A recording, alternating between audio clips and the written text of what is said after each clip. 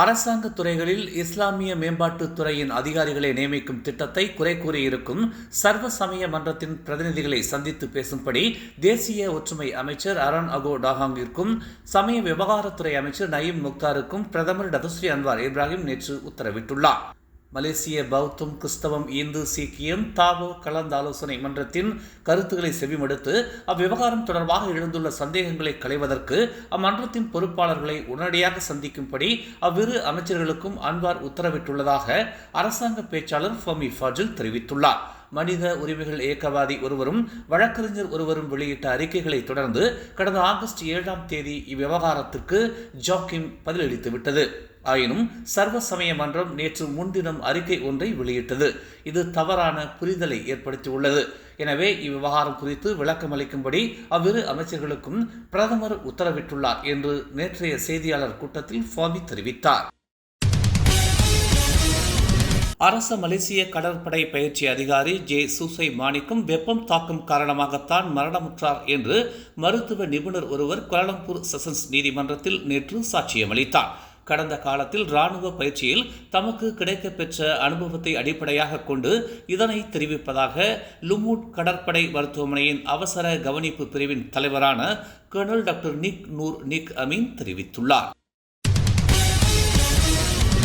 எதிர்க்கட்சி நாடாளுமன்ற உறுப்பினர்களுக்கான மானியம் தொடர்பிலான புரிந்துணர்வு ஒப்பந்த நகல் அறிக்கைக்கு பரிகாத்தா நேஷனல் இன்னமும் ஒப்புதல் அளிக்காத காரணத்தினால் அந்நகல் அறிக்கையில் மானியத் தொகை குறிப்பிடப்படவில்லை என்று துணை பிரதமர் டதஸ்ரீ ஃபடிலா யூசுப் தெரிவித்துள்ளார். நகல் அறிக்கையில் இடம்பெற்றிருக்கும் அனைத்து நிபந்தனைகளுக்கும் இரு தரப்புகளும் இணக்கம் தெரிவித்த பின்னரே எதிர்க்கட்சி நாடாளுமன்ற உறுப்பினருக்கு வழங்கப்படக்கூடிய மானியத் தொகை எவ்வளவு என்று அறிவிக்கப்படும் என்று அவர் தெரிவித்தார். இது தொடர்பிலான பேச்சுகள் தகவல் சாதனங்கள் மூலம் அல்லது பொதுவில் விவாதிக்கப்படாமல் நேரடி பேச்சுவார்த்தைகள் மூலம் அது அவசியம் விவாதிக்கப்பட வேண்டும் என்றும் அவர் வலியுறுத்தினார். கெத்தே பசிபிக் ஏர்வேஸ் விமான நிறுவனத்தை பின்பற்றி தனது A350 ஏர்பஸ் விமானங்களை மலேசியா ஏர்லைன்ஸ் சேவையிலிருந்து நிறுத்தி வைக்காது என்று போக்குவரத்து துறை அமைச்சர் அந்தோனி தெரிவித்துள்ளார்.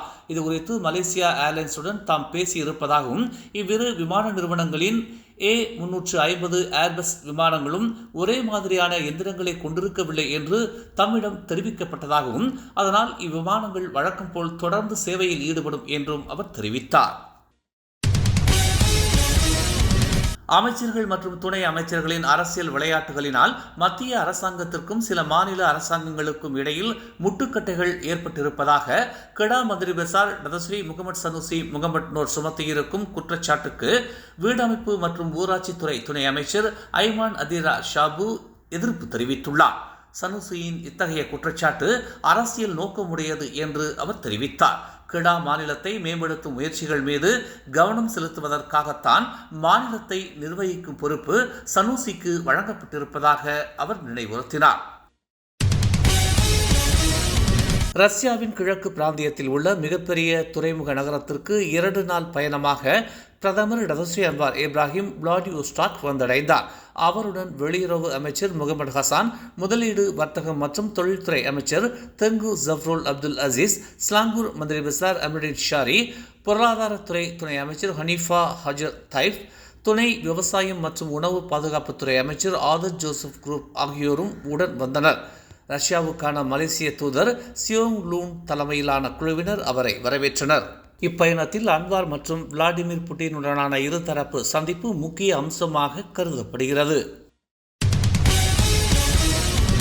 மேலும் செய்திகளை தெரிந்து கொள்ள தமிழ் மலர் நாளிதழை பாருங்கள். உடனுக்குடன் செய்திகளை தெரிந்து கொள்ள தமிழ் மலர் இணையதளம், தமிழ் மலர் செயலி மற்றும் மலர் டிவி யூடியூப் சேனலை வலம் வாருங்கள்.